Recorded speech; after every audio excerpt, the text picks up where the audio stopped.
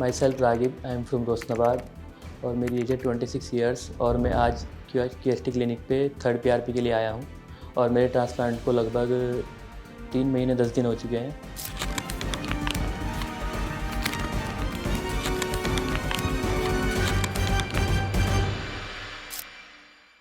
इन 3 महीनों में जब मैंने ट्रांसप्लांट कराया था तो मेरे जो हेयर थे उसमें काफ़ी गैप था, तो मेरा कॉन्फिडेंस उस टाइम काफ़ी लो होता था पर्सनैलिटी को देख के। उसके बाद से मैंने 3 महीने पहले ट्रांसप्लांट कराया तो काफ़ी हेयर जो, बल्कि स्टार्टिंग में तो ऐसा था कि काफ़ी गैप दिखता था, लेकिन अब धीरे धीरे डेंसिटी बढ़ रही है और पहले से ज़्यादा भी कॉन्फिडेंस डेवलप हुआ है, पर्सनैलिटी भी एक अलग ही डेवलप हुई है। काफ़ी एज का जो गैप है वो काफ़ी कम लगता है पहले से। मैंने हेयर ट्रांसप्लांट के लिए काफ़ी क्लिनिक सजेशन किया गया था मुझे, मेरे जो रिलेशन में थे उन्होंने देहरादून में ट्रांसप्लांट कराया था QST के बारे में। बाकी मैंने QST का रिज़ल्ट भी देखा है काफ़ी हद तक। बाकी जब मैं QST के रिज़ल्ट के बाद उनसे मिला था, रिज़ल्ट देखने के बाद तो काफ़ी हद तक मुझे सही लगा, तो मुझे लगा QST करा लेना चाहिए।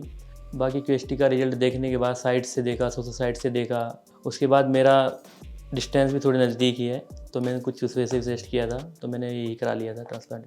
बेसिकली मैं मेडिकल से बिलोंग करता हूँ, मैं BMS कर रहा हूँ। उसके बाद मुझे थोड़ी काफ़ी हद तक नॉलेज थी इस चीज़ की, OT की, लेकिन फिर भी थोड़ी घबराहट थी स्टार्टिंग में। बाकी OT में जाने के बाद जो स्टाफ वगैरह, डॉक्टर वगैरह हैं, काफ़ी कोऑपरेटिव थे। बाकी इसमें कोई एक निडल जितना पेन होता है, बाकी ट्रांसप्लांट में तो कोई इतना पेन नहीं है। बाकी वो बीच बीच में पूछते रहते हैं कि कोई पेन वगैरह तो नहीं है, सारी चीज़ें हैं। बाकी मुझे तो एक निडल जितना पेन ही लगा था, उसके बाद से मुझे कोई ऐसा नहीं लगा। बाकी ये है कि ट्रांसप्लांट के बाद, कराने के लगभग 1 वीक तक तो एक लाइट पेन रहता है जब तक एंटीबायोटिक आपकी चलती है, और थोड़ी स्टार्टिंग में ही जो सोना पड़ता है ताकि सीधे सर रख के, थोड़ी इसमें प्रॉब्लम आती है। बाकी इतना कोई पेन नहीं है, सिर्फ लाइट पेन है, वो भी 1 वीक रहता है जब तक एंटीबायोटिक आपकी चलती है, उसके बाद से काफ़ी ठीक है। मेरा ये 3 मंथ का आपके सामने रिजल्ट है। मेरे यहाँ पे ग्राफ्ट लगे थे और मेरे लगभग 5500 ग्राफ्ट लगे थे, और मेरा जो डोनर एरिया जो कुछ हेयर बियर्ड से लिए गए थे और कुछ बैक साइड से लिए गए थे यहाँ से, और ये जो मेरा डोनर एरिया जो लिया गया था लगभग आफ्टर 1 मंथ ही लगभग काफ़ी हील हो चुका था। बाकी 2 महीने में तो मुझे कोई ऐसा फील नहीं हुआ डोनर एरिया पे कि गैप है, काफ़ी हद तक फील हो चुका है। मेरे ट्रांसप्लांट में सेटिंग फेज मुझे बताया गया था कि स्टार्टिंग में आपकी सेटिंग फेज चलेगी, आपको घबराना नहीं है। फिर लेकिन जो मेरी सेटिंग फेज चली है, मुझे लगभग ऐसे 30 या 40% ही हुई है, इससे ज़्यादा नहीं हुई है। आफ्टर सेटिंग फेज में मुझे थोड़ा डैंड्रफ की प्रॉब्लम हुई थी, मैंने डॉक्टर से कंसल्ट किया था उस टाइम पे। उन्होंने मुझे सजेस्ट किया था शैम्पू वगैरह, जब से मैंने उसे यूज़ किया फिर वो भी काफ़ी हद तक सॉल्व हो चुकी है। बाकी मेरे कोई जो हेयर शेडिंग फेज़ थी लगभग 40% चली है, तब मुझे ऐसा भी लग रहा था कि शायद रिजल्ट नहीं आ रहा है, बट उसके बाद से जब से शेडिंग फेज़ बंद हुई है तो काफ़ी डेंसिटी बढ़ रही है।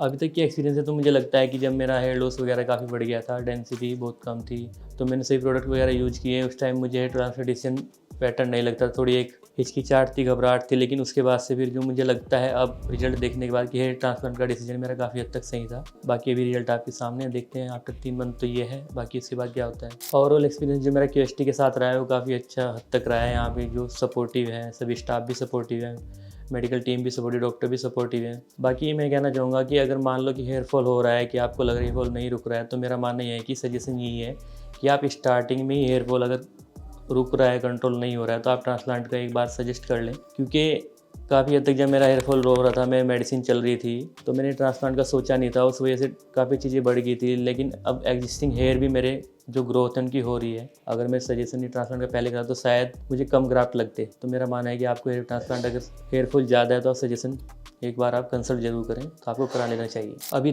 3 मंथ का रिजल्ट तो मेरा आपके सामने है, बाकी मेरी आप पहले की पिक्चर से मैचिंग कर सकते हैं। बाकी हेयर लाइन पे मुझे लगता है कि हेयर लाइन पे काफ़ी काम किया गया है, कि हेयर लाइन जो मेरी दी गई है मुझे नेचुरल हेयर लाइन लगती है। तो डॉक्टर साहब को मैंने दिखाई थी अपनी जो पहले की हेयर लाइन थी, उन्होंने उससे मैचिंग करके जो नेचुरल हेयर लाइन बनाई गई है, तो मुझे अब लगता है कि मेरी हेयर लाइन नेचुरल है, पहले जैसी है जैसे पहले थी। अभी 3 मंथ के रिजल्ट को लेके तो मैं बहुत खुश हूँ। बाकी मैं अभी आने वाले रिजल्ट के लिए बहुत एक्साइटेड हूँ। बाकी आपको मिलते हैं नेक्स्ट वीडियो के साथ। Thank you QST team.